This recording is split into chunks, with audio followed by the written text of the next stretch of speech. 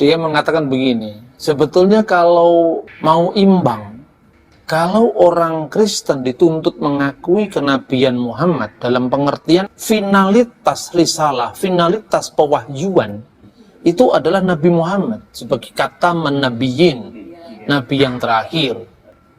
Seharusnya orang Kristen mengakui dong, kami kan sudah mengakui Nabi Isa sebagai Nabi, kenapa orang Kristen tidak mengakui Muhammad sebagai Nabi, kan itu kan?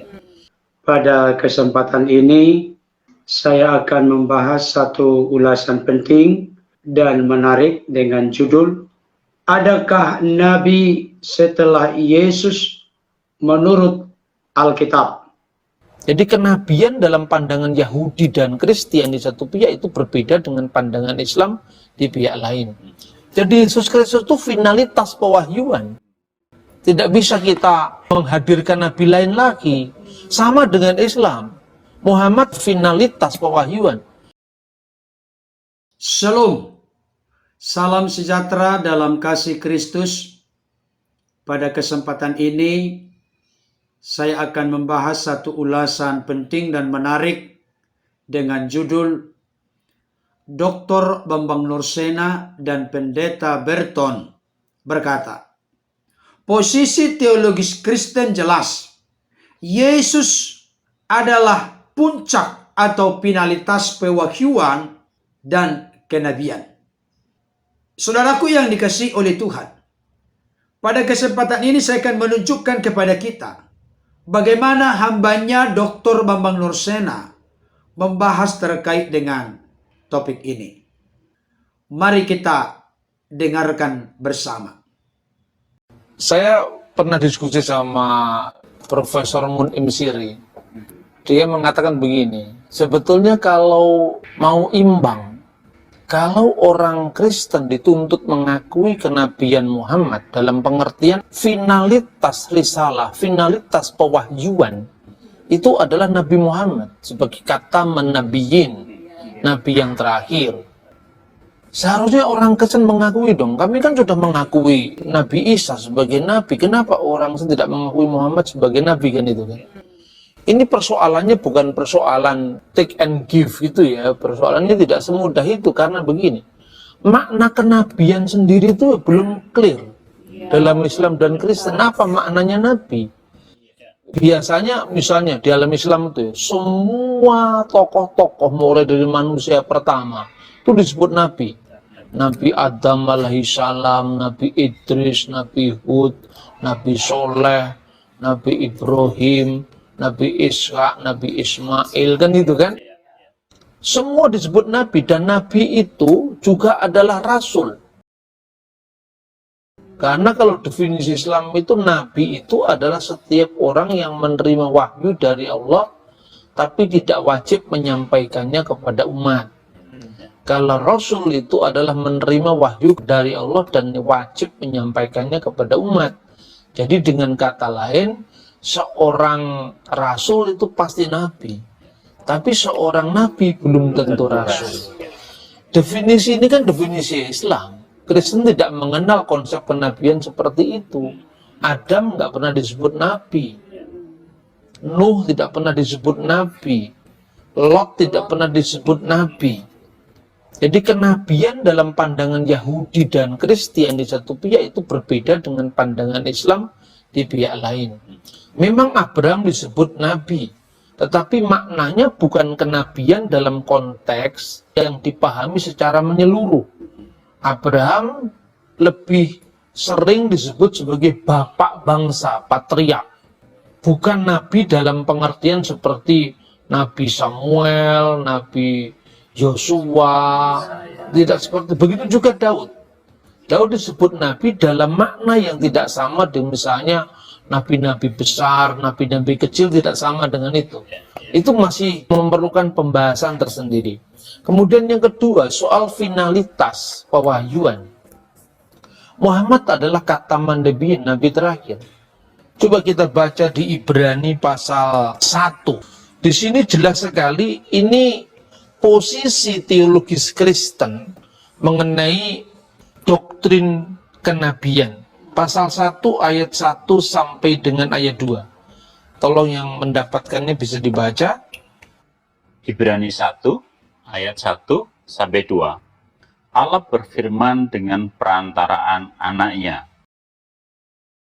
Setelah pada zaman dahulu Allah berulang kali dan dalam berbagai cara berbicara kepada nenek moyang kita dengan perantara nabi-nabi, maka pada zaman akhir ini Ia telah berbicara kepada kita dengan perantaraan anaknya yang telah Ia tetapkan sebagai yang berhak menerima segala yang ada.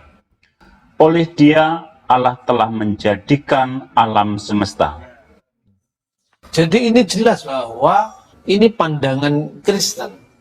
Setelah pada zaman dahulu kala Allah berulang kali dengan berbagai macam cara berbicara kepada nenek moyang kita, bangsa Israel maksudnya, konteksnya ini, melalui perantaraan nabi-nabi.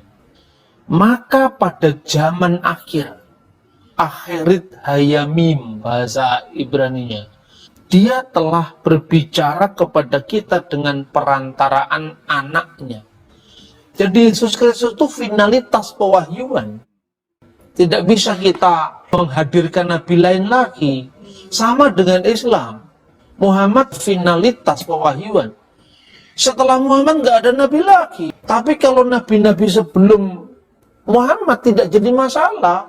Asalkan semua visi teologisnya itu sama dengan yang dibawa oleh Muhammad. Itu saya kira nggak sulit.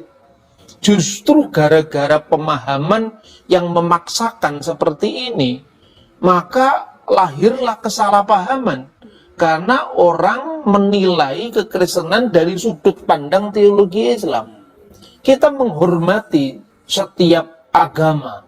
Karena itu ketika kita memahami Muhammad adalah nabi, bahkan kadang-kadang kita menyebut Nabi Muhammad, itu bukan nabi dalam konteks biblical prophet, tapi nabi dalam konteks Islam sendiri. Maka kalau saya katakan, apakah saya mengakui Muhammad sebagai nabi? Ya, saya mengakui Muhammad sebagai nabi. Nabinya umat Islam, bukan nabi kita. Dan di kekristenan tidak ada istilah nabi sekalipun dalam pemahaman yang dikembangkan oleh Islam tadi, sekalipun itu dianggap sebagai kontinuitas pewahyuan, tetapi bagi kita Yesus itu final. Ini bukan soal toleransi, ini soal sikap teologis yang tidak bisa dipaksakan. Posisi teologis kita harus jelas. Kemudian pada ayat 2 tadi kan dikatakan, pada zaman yang terakhir ini atau pada zaman akhir ini Ia telah berbicara kepada kita melalui anaknya. Anak Allah itu artinya apa? Artinya firman yang menjadi manusia. Yesus itu dalam iman Kristen dipahami sebagai firman yang turun menjadi manusia. Makanya di pengakuan iman itu dikatakan nazala minas samai wa tajassada bi rohil kudus wa min maryam al adroi wa ta'anas. Itu di pengakuan iman Nikia Konstantinopel di dalam liturgi gereja-gereja ortodoks. Jadi yang telah turun dari surga, yang turun bukan kitab. Yang turun itu adalah firman. Turun dari surga dan telah menjelma oleh kuasa Roh Kudus dan dari perawan Maria dan menjadi manusia. Jadi kalau posisi Islam itu firman turun menjadi kitab dan penerimanya adalah Nabi Muhammad sebagai nabi yang terakhir, dalam iman Kristen finalitas wahyu itu bukan firman yang turun jadi kitab Injil, tapi firman yang menjadi manusia. Dan itu yang dikiaskan dengan anak Allah, sekaligus harus ditegaskan Allah itu tidak beranak. Tidak ada orang yang seprimitif yang dituduhkan bahwa Allah itu punya anak, maka bidannya siapa, itu tidak ada itu. Tapi ya orang boleh-boleh aja lah berkomentar. Saya kira itu, Pak. Baik Bapak Ibu Saudara yang dikasihi oleh Tuhan, tadi kita sudah mendengarkan, menyimak, memperhatikan ulasan dari hambanya Dr. Bambang Nursena. Pada kesempatan ini, saya akan menunjukkan satu materi yang bertitik tolak dari data fakta Alkitab, memberikan konfirmasi penegasan. Sebagaimana yang disampaikan oleh hambanya Dr. Bambang Nursena. Saya sendiri pun dalam sebuah kesempatan mengulas terkait dengan konteks pewahyuan dan kenabian yang dipaparkan dari data dan fakta Alkitab. Dalam hal ini secara spesifik saya akan membahas apakah ada nabi yang datang setelah Yesus. Bagaimana Alkitab memberikan konfirmasi dan penegasan terkait dengan hal ini. Untuk itu Bapak Ibu Saudara, mari simak dan saksikan ulasan saya berikut ini.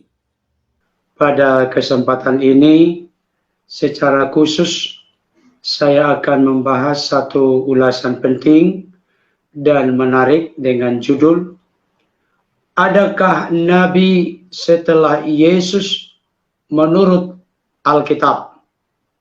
Bapak Ibu Saudara yang dikasihi oleh Tuhan, saya perlu membahas ulasan ini karena ada beberapa orang yang bertanya kepada saya, Pak Pendeta, tolong dulu memberikan penjelasan sekaligus konfirmasi atau penegasan. Apakah ada nabi setelah Yesus menurut kitab suci agama Kristen atau menurut Alkitab? Bapak Ibu Saudara, atas dasar adanya pertanyaan yang ditujukan kepada saya berkaitan dengan hal ini, maka saya sebagai seorang yang melayani Tuhan, memiliki tugas dan tanggung jawab untuk memberikan penjelasan apa sesungguhnya yang dikatakan atau dinyatakan oleh Alkitab secara eksplisit, secara terang benderang, bahkan secara jelas. Bapak Ibu Saudara yang dikasihi Tuhan, untuk menjawab pertanyaan ini, saya akan mengutip beberapa bagian firman Tuhan. Yang pertama, dari Matius pasal 24, ayat yang ke-24. Saya akan bacakan untuk kita. Dikatakan demikian, sebab Mesias-Mesias palsu dan nabi-nabi palsu akan muncul dan mereka akan mengadakan tanda-tanda yang dahsyat dan mujizat-mujizat, sehingga sekiranya mungkin mereka menyesatkan orang-orang pilihan juga. Bapak Ibu Saudara dikasihi Tuhan, kalau kita melihat konteks bacaan ini, mulai dari pasal 24 sampai pasal 25 Injil Matius, memberikan penegasan dan penjelasan tentang khotbah akhir zaman yang langsung diucapkan, dikatakan dan diajarkan oleh Yesus. Jadi dalam konteks ini Yesus yang berkata-kata, Yesus yang berbicara, di mana Yesus dengan tegas berkata bahwa di akhir zaman ada Mesias-Mesias palsu dan nabi-nabi palsu akan muncul. Di sini ditandakan dengan mereka bisa mengadakan tanda-tanda yang dahsyat dan mujizat-mujizat. Saudara dikasihi Tuhan, kita memang tidak bisa memungkiri tanda-tanda dan mujizat-mujizat bisa diperbuat oleh Mesias-Mesias palsu dan nabi-nabi palsu. Tetapi khotbah Yesus tentang akhir zaman ini tidak bisa kita buat menjadi pegangan kalau saat ini ada mujizat, tanda-tanda ajaib yang terjadi melalui sebuah pelayanan hamba Tuhan, maka kita langsung secara sembarangan membabi buta mengambil sebuah konklusi atau kesimpulan, maka dia adalah Mesias-Mesias palsu, maka dia adalah nabi-nabi palsu. Kenapa saya katakan demikian? Memang kita benar-benar harus selektif, harus sangat hati-hati. Kita perlu mempelajari background, latar belakang seseorang, bagaimana relasi hubungannya dengan Tuhan. Karena Yesus pernah bersabda dan berkata dalam khotbah di bukit, pohon itu dikenal baik dari buahnya. Bagaimana relasi hubungan orang ini dengan Tuhan, bagaimana ketundukan, ketaatan, pengabdiannya dengan Tuhan, bagaimana motivasi, alasan yang mendorong dia untuk melayani dalam kesembuhan atau karunia kesembuhan, karunia mujizat? Apakah sentral dan tujuannya untuk memuliakan Tuhan, untuk menjadi berkat bagi sesama, atau justru sebaliknya untuk mencari kemuliaan bagi diri sendiri? Nah, kembali kita kepada pertanyaan tadi. Adakah Nabi setelah Yesus menurut Alkitab?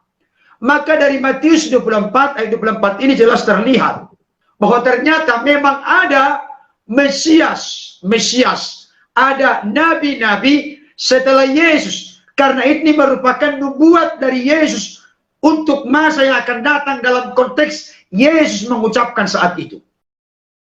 Saudara dikasihi Tuhan, tapi perlu kita hati-hati bahwa ternyata yang akan datang itu adalah Mesias palsu dan nabi-nabi palsu. Saudaraku dikasihi Tuhan, kalau kita bandingkan di dalam Matius pasal 7 ayat 15 sampai ayat 20, Yesus kembali mengajarkan dalam khotbah di bukit. Dikatakan demikian, waspadalah, bahasa lain waspadalah, hati-hatilah, berjaga-jagalah terhadap nabi-nabi palsu yang datang kepadamu dengan menyamar seperti domba, tetapi sesungguhnya mereka adalah serigala yang buas. Perhatikan baik. Yesus kembali memberikan penegasan di sini. Kita perlu waspada dan selektif, berjaga-jaga dan berhati-hati terhadap kedatangan dari nabi-nabi palsu yang datang kepadamu dengan menyamar seperti domba, tetapi sesungguhnya mereka adalah serigala yang buas. Dari buahnya lah kamu akan mengenal mereka. Dapatkah orang memetik buah anggur dari semak duri atau buah ara dari rumput duri? Demikianlah setiap pohon yang baik menghasilkan buah yang baik, sedang pohon yang tidak baik menghasilkan buah yang tidak baik. Tidak mungkin pohon yang baik itu menghasilkan buah yang tidak baik, ataupun pohon yang tidak baik itu menghasilkan buah yang baik. Dan setiap pohon yang tidak menghasilkan buah yang baik pasti ditebang dan dibuang ke dalam api. Jadi dari buahnya lah kamu akan mengenal mereka. Bapak Ibu Saudara dikasihi Tuhan, ternyata beberapa kali Yesus mengulang bahwa memang setelah Yesus, setelah zaman Yesus, atau setelah Yesus naik ke sorga, ternyata pada masa-masa kemudian akan muncul Mesias palsu dan nabi-nabi palsu. Ini sangat clear, tegas, jelas, dan terang benderang. Yesus memang berkata akan datang nabi, tapi dikatakan di sini nabi-nabi palsu. Inilah informasi yang begitu gamblang, yang begitu eksplisit dan terang benderang dari sudut kebenaran firman Tuhan. Bahkan kalau saya baca nanti satu bagian firman Tuhan Bapak Ibu Saudara dari Ibrani pasal 1 ayat 1 sampai ayat 2, makin memberikan penegasan yang setegas-tegasnya kepada kita. Apa itu? Saya bacakan untuk kita. Ibrani 1 ayat 1 sampai 2. Setelah pada zaman dahulu Allah berulang kali dan dalam pelbagai cara berbicara kepada nenek moyang kita dengan perantaraan nabi-nabi. Perhatikan, setelah pada zaman dahulu Allah berulang kali dan dalam pelbagai cara berbicara kepada nenek moyang kita dengan perantaraan nabi-nabi. Artinya, di zaman perjanjian lama ada banyak nabi yang muncul untuk menyampaikan firman atau penyambung lidah Allah, menyampaikan maksud, ketetapan, dan tujuan Allah bagi umat Israel. Ada banyak nabi-nabi yang bisa kita temukan dalam perjanjian lama. Memang Tuhan menyampaikan atau berbicara kepada umatnya di zaman perjanjian lama berulang kali dalam berbagai cara, itu dengan perantaraan nabi-nabi. Perhatikan ayat 2. Maka pada zaman akhir ini Ia telah berbicara kepada kita dengan perantaraan anaknya yang telah Ia tetapkan sebagai yang berhak menerima segala yang ada. Oleh Dia Allah telah menjadikan alam semesta. Ada di sini penunjuk waktu yang sangat jelas. Zaman dahulu dengan zaman akhir. Dengarkan baik Bapak Ibu Saudara. Saya mau sampaikan kepada kita. Ternyata nabi-nabi berbicara kepada bangsa Israel pada zaman dahulu. Dan saat ini puncaknya, puncak pewahyuan, puncak Allah menyatakan dirinya. Bukan lagi melalui nabi, karena puncak pewahyuan dan penyataan diri Allah itu di dalam dan melalui Yesus Kristus. Tidak ada lagi nabi yang lain. Yesus tadi memberikan penegasan, kalaupun ada nabi yang lain, itu adalah Mesias palsu dan nabi-nabi palsu. Oleh karena itu, kepada Bapak dan Ibu Saudara yang membuat pertanyaan kepada saya mau jelaskan kepadamu saat ini, bahwa memang setelah Yesus tidak ada lagi nabi yang benar. Itu menurut Alkitab. Tapi yang Yesus nubuatkan adalah Mesias palsu dan nabi-nabi palsu. Dan Yesus memberikan penegasan bahwa kita harus waspada terhadap nabi-nabi palsu. Karena apa? Karena mereka mengajarkan sesuatu yang tidak sesuai dengan apa yang diajarkan oleh Yesus dan juga apa yang diajarkan oleh para rasul atau murid-murid Kristus. Bapak Ibu Saudaraku yang dikasihi Tuhan, kiranya ulasan singkat praktis sederhana ini boleh menjawab apa yang telah menjadi pertanyaan Bapak Ibu Saudara. Ini saya tidak mengaitkan dengan keyakinan orang lain, tapi saya menjawab dari sudut pandang kekristenan atau Alkitab, bahwa memang menurut Alkitab puncak pewahyuan, puncak penyataan Allah itu ada di dalam diri Yesus. Setelah Yesus tidak ada lagi, kalaupun ada, itu adalah Mesias palsu dan nabi-nabi palsu, seperti yang sudah saya tunjukkan di ayat-ayat kebenaran firman Tuhan yang lain. Mungkin ada orang akan berkata kepada saya tentang Efesus pasal 4 ayat yang ke-11. Dikatakan demikian. Dan ialah yang memberikan baik rasul-rasul maupun nabi-nabi, baik pemberita-pemberita Injil maupun gembala-gembala dan pengajar-pengajar untuk memperlengkapi orang-orang kudus bagi pekerjaan pelayanan, bagi pembangunan tubuh Kristus. Ini dalam konteks kekristenan, pengertiannya adalah 5 jawatan dalam gereja sebagai fungsi untuk membawa umat bertumbuh dalam kasih karunia dan pengenalan akan Tuhan. Jadi bukan dalam konteks ada lagi sebagai seorang yang hadir sebagai nabi, tapi fungsi jawatan dalam kegerejaan dalam membangun tubuh Kristus. Baik Bapak Ibu Saudara yang dikasihi oleh Tuhan, kiranya apa yang disampaikan oleh hambanya Dr. Bambang Nursena, demikian juga dengan beberapa bagian-bagian firman Tuhan yang sudah saya sampaikan, dapat semakin memberikan konfirmasi penegasan kepada kita bahwa apa yang Tuhan katakan melalui kebenaran firman-Nya bertitik tolak dari data fakta Alkitab, sungguh meneguhkan, menguatkan kita. Maju terus dalam Tuhan, jangan pernah tinggalkan Yesus, karena Yesuslah puncak atau finalitas pewahyuan dan kenabian. Tidak ada lagi nabi yang datang setelah Yesus. Kalaupun ada nabi yang datang setelah Yesus, fakta dan data Alkitab, bahkan dari sudut pandang keyakinan, pengertian, doktrin ajaran kekristenan, itu adalah nabi palsu. Kiranya ulasan ini menjadi berkat bagi kita. Tuhan Yesus senantiasa bersama dengan kita. Amin.